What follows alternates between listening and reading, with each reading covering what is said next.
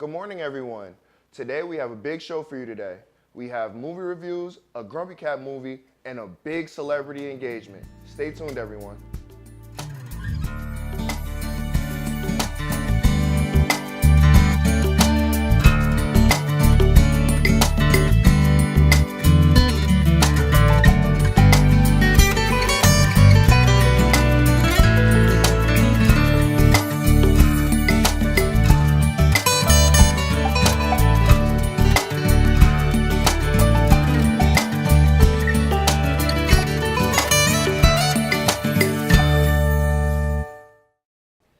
Welcome back, everyone, and good morning to you all. What a glorious one it is, Tyrell. Yes, it is. Very beautiful today. Very beautiful morning. It is. It definitely is. So, Tyrell, how was your weekend? My weekend was great. Got to go to a couple hockey games. They were sold out. We won both. It was just awesome. I went to both of them. The one on Friday was unreal, right? The blowout, 5-0. Wow. It was crazy. Crazy. I was so excited. I was jumping around. I was in the student section. I'm all waving my arms. I know. I never get that excited about sports. But there was something about the game on Friday. I was just like, oh my God, it's so great. Man, I'm like, I'm cold, but it's so much fun. Jump. I'm freezing, but I love it. If I jump, I might get feeling back in my body. Oh, man. What a great weekend. Oh, it was a great weekend. But we also have some big news to talk about, which Yes. you teased everyone about earlier. We have an engagement. Benedict Cumberland is... Benedict Cumberbatch. Cumberbatch. I'm You got sorry. it. Cumberbatch. His name is very British. It's fine. You got it. You're killing it. He's engaged. The Bachelor is engaged. I mean, what a great guy. The internet is losing its mind. I remember the morning it happened. I was online, and just everything was exploding with Benedict Cumberbatch. He's engaged to Sophie Hunter, Yes. who's a theater manager or director or something in live theater. But she's very beautiful and she just looks fabulous. I think like all the single women like around the world just like fainted as soon as they found out. I mean, they were only dating, I guess, for 5 months. Yeah, Nobody knew. it was very fast. He was such a gentleman about it, though. They put out their engagement in the paper, which is a very old-fashioned way of doing things because the Brits. And apparently, he would not propose to her until he asked her mom for permission. Wow, that's the best way to do it. That's a gentleman move right there. That is, and I mean, he's such a good-looking guy. I mean, he's Sherlock Holmes. Who is better than Sherlock Holmes? No one. Sherlock Holmes is the perfect ladies' man, and now he's getting married. Like, how do you feel? I was so happy for him because he just wants to be a dad so bad. So I was just like, oh, my beautiful baby gets to be a dad eventually sometime in the future. He's on his way. I'll say he's 38, she's 36, so yeah, it had to happen. It's a great soon. match. I Yeah. mean, they're perfect for each other. They're both beautiful in their own way. They might as well just be monarchy of, Fred. They should just rule the world. They might They're as taking well. over the world. That's what's happening. Two beautiful people getting married. What is better? I mean, I don't know. I can't. I don't know. What's better? Nothing's better. All right, well, speaking of other things that are entertaining, let's toss it to entertainment with Emma. Thanks, guys. The last couple weeks have been pretty crazy for pop sensation Taylor Swift. Swift's newest album, 1989, came out last month and sold 1.287 million copies in its first week. That is the most copies sold in 1 week for an album in the last 12 years, selling 2 copies per second on average. Eminem's 2002 album, The Eminem Show, was the previous record holder. Swift's current album is now the biggest selling album in 2014. Swift is making even bigger headlines this week.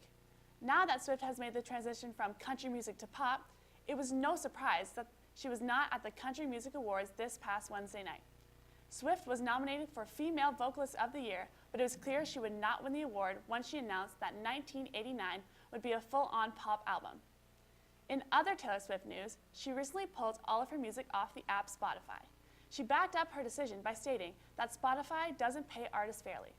She claims that if she would have put her newest album, 1989, on the popular music app, then she wouldn't have nearly sold as many albums as she did. Spotify released a statement saying that they hope Swift changes her mind soon and rejoins them into building a new music economy that works for everyone. Thanks. Back to the hosts. Oh. Thank you, Emma. So, Tyrell, you have some interesting news about a bomb squad? There was this bomb squad in California, and they were supposed to defuse what was supposed to be a bomb. And it took them 3 hours to open the package that was supposed to be a bomb. And the bomb ended up being Mexican jumping beans. What? What? They had one job. They had one job. One freaking job. Just defuse the bomb. And That is jumping beans. jumping beans, like the little things that you play with in your hand when you're a kid and they start toys. moving around. Yeah, it's like little like moth eggs like moving around when they get warm. I mean, come on. 3 hours? I mean, if it was a real bomb, it would have exploded in like a Right? minute. 3.5 hours. I mean, if I know anything about bombs, which I'd like to think I do, I'm pretty sure there's like a 2-minute time limit to bombs. I mean, like, Says movies, so I think I'm right. I think the bomb would have gone off. I mean, MacGyver can make a bomb in like a minute, and it should take you guys a minute to defuse one. It takes me a minute to open a UPS package. 3.5 hours for a trained bomb squad. Come on, guys. That's their job. Like, it's your job to open, defuse the bomb, clip the red, blue, yellow wire, and boom, it's defused. No big explosion. Jumping beans. Really? What's going on? Who's sending jumping beans to a bomb squad? It's so crazy. It's ridiculous. All right. Well, let's toss it over to a movie review with Steve. Steve, what have you got for us? Hey guys, it's Steve, and actually, you know what? I quit. I can't do this anymore. Because if this is what movies are gonna do, then I just can't even bother. Why should I care if Hollywood clearly doesn't? I mean, if this frickin' movie can get made, well, no need to put it off. We're talking about Ouija. The plot is about a group of kids who decide to investigate the mysterious death of a girl who last recorded herself playing with a Ouija board. In order to do this, they decide to play the Ouija board themselves and unleash an ancient evil spirit that goes after them. Even just saying that made my IQ drop. This movie left me utterly speechless, as in I literally have no idea what the heck to say.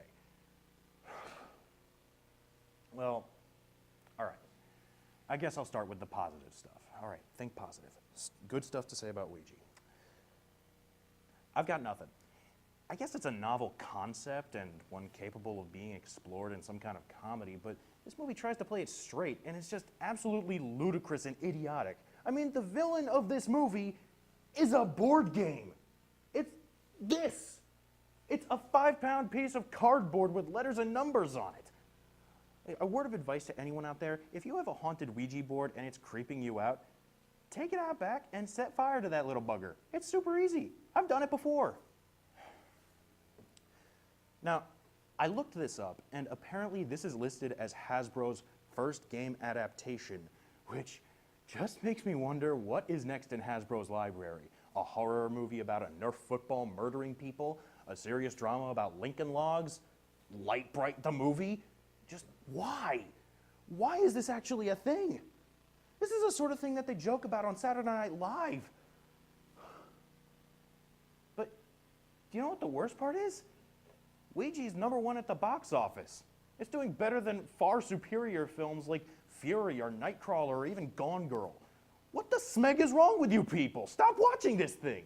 I swear, if this becomes a trend, when I die, I will stay behind to haunt everyone who saw the trailers for this ridiculous piece of crap and thought, yes, this looks like something worthy of my hard-earned money. In short, it's not a good movie and I didn't enjoy it. Back to you guys. Thank you, Steve. That was informative. If I do say so myself. I mean, I wasn't going to see Ouija, but now I'm definitely not going to see it. I mean, come on, it's a board game. I mean, I guess to me it's the rated R Jumanji. I don't know. A board game is just ghostly. I don't know how a board game carries spirits. I don't know. I used to play Sorry. It didn't scare me. Haunted Sorry. That's what's coming out next. Right. Just kids like, sorry. And the pieces just move on its own And and they're whatnot. like, ghosts. No, it's just terrible. And now we're going to toss it to some Christmas commercials with Steph. Steph, what you got for us? Hey guys, Steph here. I think we all noticed that domino effect that happens just after we digest our Halloween candy. Out with the Party City Thriller commercials and in with the Christmas fanatics. Are ad agencies even aware of the entire month and a half that happens between October 31st and December 25th? Not to mention the other holidays that are going on in that time frame. Where's their airtime? Well, these are the things you can ponder while you all snatch up your layaway deals. For now, I get to fill you in on the 2014 Christmas commercials that have made their considerably speedy debuts. First out of the gate is Kmart with what I will admit is a pretty clever spot, aptly titled, "Not a Christmas Commercial." The commercial looks to have been published to YouTube sometime in September, which is way earlier than I anticipated finding anything related to good old St. Nick. The commercial itself is a nice spin on things where an employee guides us around the store while various Christmas-looking items catch our attention in the background. Moving on. Just the other day, a now popular advertisement for a British department store popped up on my Facebook newsfeed. The commercial tells a story of a boy and his best friend Penguin. I'll let the timing of this one slide, John Lewis, because really, how can you be irritated at something with a penguin in it? I loved it. Lastly, Big Lots brings out the singing housewives who seem super satisfied with themselves on their holiday purchases. Woo! Overall, there's nothing quite unique in this one besides adopting the term "nailed it," synonymous with us young folks. I don't know, maybe if I watch it enough times, I'll really want some Christmas Tupperware. Well, that's all for me. Back to the hosts. Thank you, Steph. We're going to take a quick commercial break, but we will be right back. Welcome to A Sheer Sensation, North Haven's premier cosmetology service, located at 140 Washington Avenue, minutes from Hamden. We offer an array of services, from basic cuts and colors to lash extensions and formaldehyde-free keratin treatments. We also provide hair chalk and styling for men. When you spend $60, your Q card will get you 10% off. Call us at 203-239-6477 to make your next appointment at A Sheer Sensation.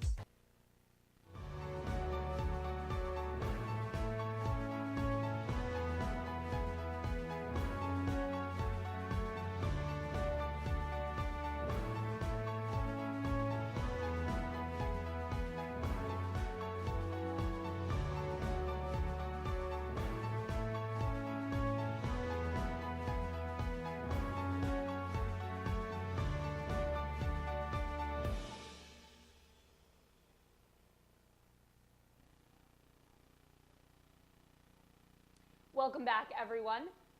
So, Tyrell, you heard about the Grumpy Cat Christmas movie? I'm excited. I'm a dog person, but this cat is awesome. I mean, the memes, the phone jokes, the YouTube videos.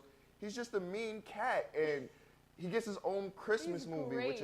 which is ironic. I don't know. I do follow him on Instagram He has because an the cat has an Instagram, and I Oh, follow it because I think it's whimsical.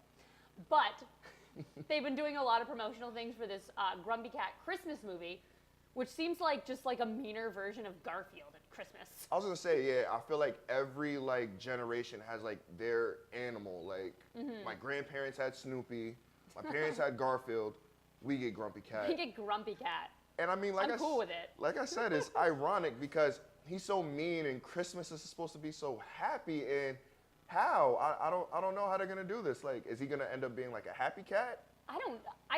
I hope so. I hope toward the end, I hope it's like a parody of the Grinch.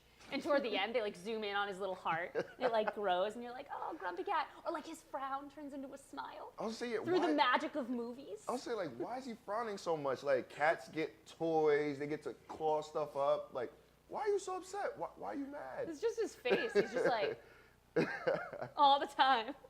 It's like, come on, smile a little bit. I just wish that cat was my cat. Why? He's so Because angry. I like cats that are very, like, I like when cats are, like, up to something. Like, I want a cat that looks like it could, like, strike at any moment.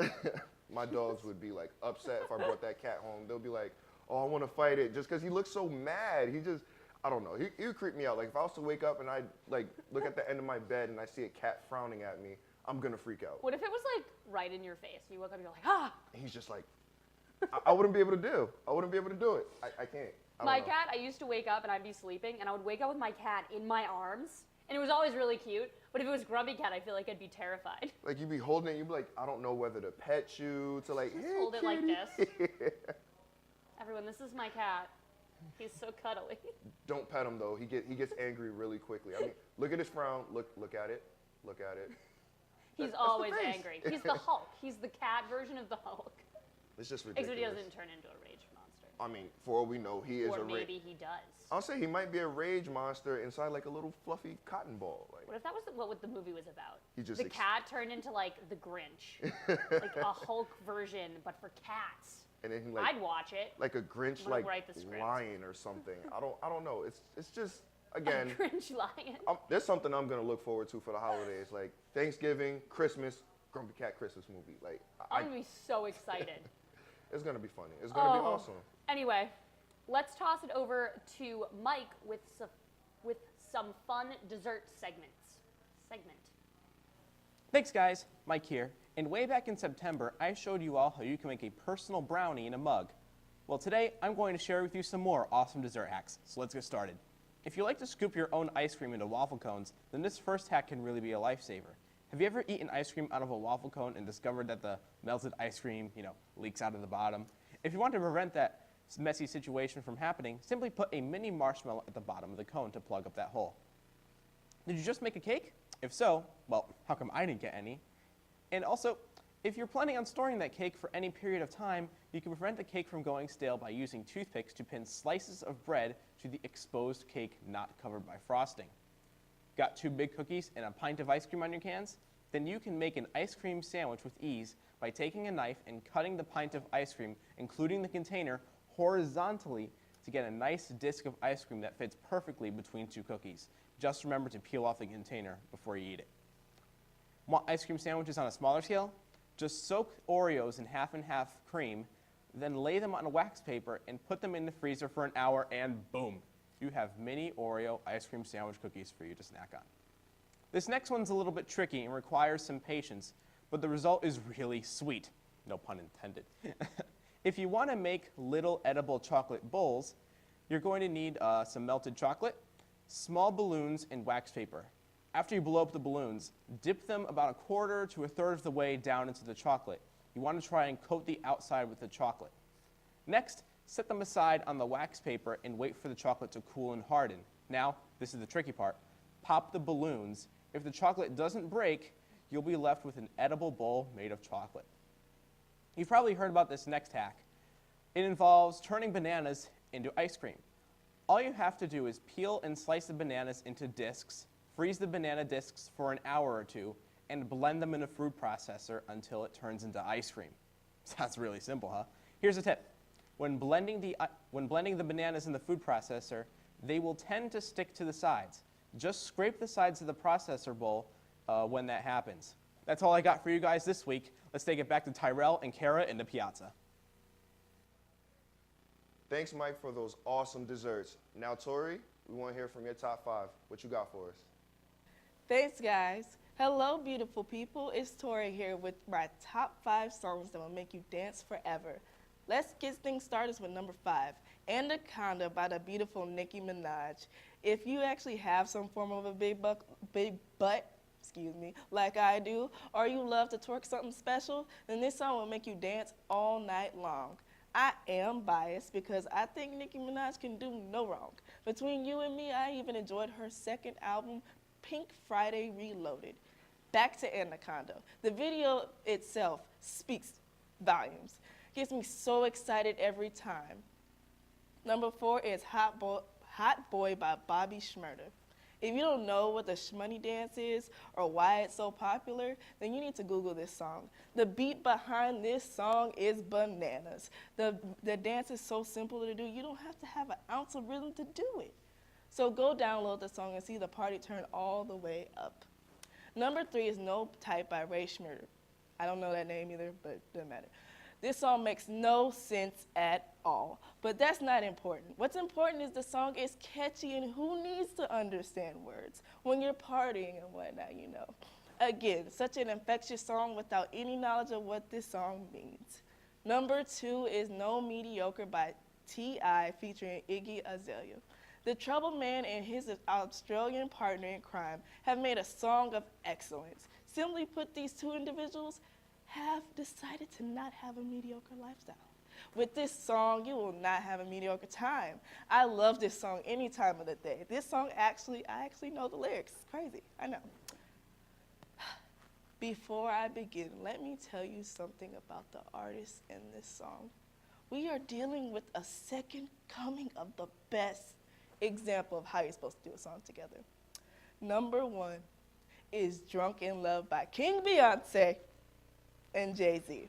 When I tell you that my soul was snatched from my body as King Beyonce and her husband, not only did King Beyonce decide not to only drop a visual album, but she dropped it with a single that took over 2014. They also snatched all of my edges. That's without even talking about the song. Not only does she make life livable again, the creation of so many iconic phrases like, we'll be all night, and Surfboard. Who didn't love these songs? Babies all learned how to walk so they can surfboard. Beyonce is the essence of what a party should be. Flawless. This is all I have for you guys today. Back to the studio. Thank you, Tori. Everyone stick around. We'll be back after this commercial break. Welcome to A Sheer Sensation, North Haven's premier cosmetology service, located at 140 Washington Avenue, minutes from Hamden.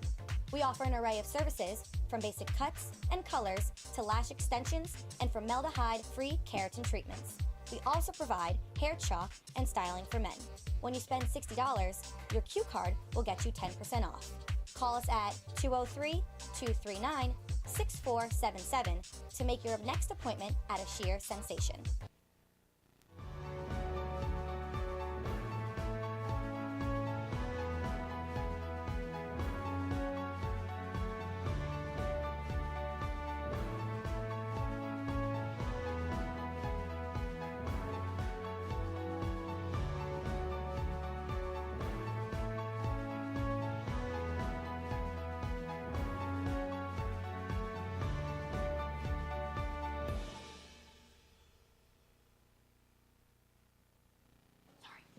Welcome back, everyone. We are here with Mike. Welcome to the show. Thanks for having me. Hi, Mike. So, you're working on your senior project right now. Yep. What's it about? We are doing a documentary for our senior project. We're all film majors. And it's a documentary documenting the process of a homeless man in New Haven as he tries to kind of overcome the struggles and everything kind of acquainted with getting his life back together. And we found an organization called the Columbus House in New Haven, and they deal with homeless. They kind of run a program, and it's called Abraham's Tent, and it's really geared towards finding like the homeless people who are most likely to get their lives turned around. And it's a very rigorous program, and we're going to document one of those people as they go through it. So. Yeah, well, that sounds awesome. Actually, we have your Kickstarter video. Oh, great. So we're going to show that, and then we're going to come back and we're going to talk more about it. This is not a hot topic. This is not in the news every night. In fact, many are walking right by this issue daily and doing nothing about it. The people affected are no longer labeled as people like you and I, and they're right in front of us. They are the homeless. We are senior film students at Quinnipiac University in Hamden, Connecticut. Our capstone project is to produce a short film in our last year of school. We saw this task as an opportunity to make a positive impact on our community. As aspiring documentary filmmakers, we decided to dedicate this project to investigating the struggle of overcoming homelessness in New Haven, Connecticut. In the United States, there are 610,000 people who do not have a place to sleep tonight. 700 of them are in the streets of New Haven. Every single one of them has a story. These are stories that need to be told. Statistics, reports, and interviews are one way of getting this information across, but that is not enough. We plan to bring the story alive through the eyes of the people who are in the process of turning their lives around and getting off of the streets. During our research, we came across the Columbus House. The Columbus House is a nonprofit organization dedicated to helping the homeless in New Haven. They not only provide shelter, but help each individual grow and cultivate their independence. This organization runs a program called Abraham's Tent.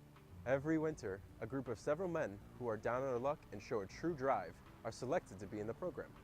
The Columbus House has allowed us to go through their doors and spend time with some of these men as they work towards overcoming homelessness and gaining their independence.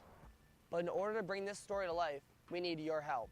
To get the film rolling, we are in need of camera equipment and storage devices, such as hard drives and memory cards.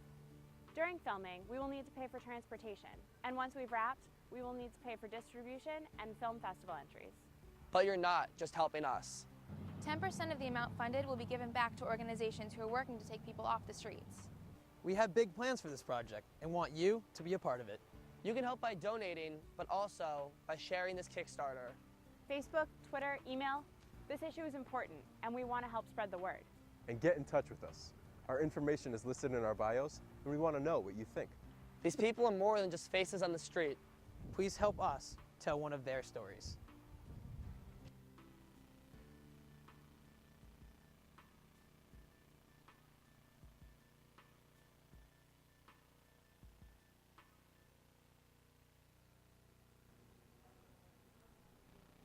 All right, guys, thanks for watching the Kickstarter video. So, what was I going to ask? How did you guys decide to do a documentary? I think all of us in our group kind of were geared more towards documentaries. They give us two choices in the film department. You can do a narrative, or actually three choices. You can do a narrative, you can write a script, or you can do a documentary.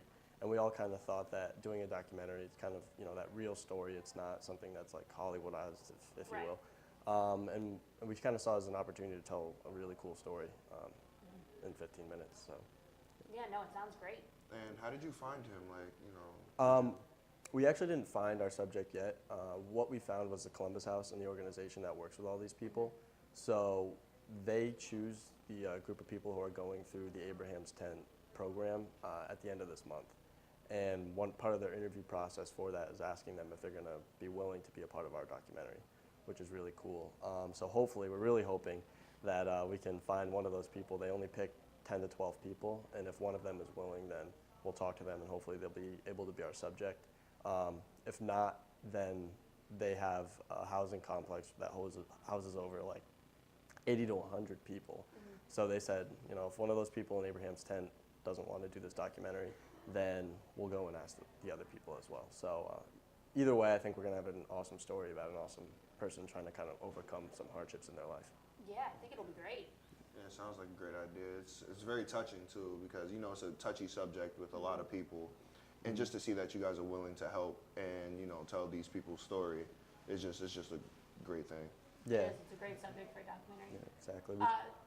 Go ahead. Oh, okay. All you. Yeah, All you. I was just gonna say that, you know, going off of that, like we're really trying to tell a story that, you know, Quinnipiac students literally walk by every single day, like going back from Toads or something like that. You know, we see these people and we just want to tell their story. So. Yeah.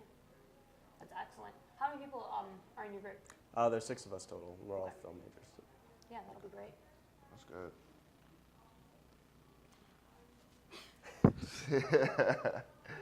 So is there like any way that people around the school can help out with your project, or just? Yeah, our Kickstarter is launching today, and all 6 of us are going to be kind of blasting it out to everyone that we can. So it'll be on Facebook, it'll be on Twitter, you know, everywhere we can get it. And our goal is $5,000. So by the end of this month, we're hoping to have that money to kind of go towards film equipment, transportation costs, film festival entries, kind of the whole 9 yards that it takes to do an independent film. So yeah, we're hoping to broadcast that out, raise our goal, and hopefully we'll make a great film with it. Yeah. So everyone tell your friends. Yeah. When will it be completed by? It should be the actual process of Abraham's Tent ends in March, I believe. So hopefully, you know, it has to be done by the time we graduate. Right. So hopefully, you know, sometime in the spring, mid-April, late April, depending on how post-production everything goes with that. So. And they have like a big showing of all the senior projects, right? Yeah, they do. Usually that's in May. Okay. Usually before finals week. So everyone can go see it.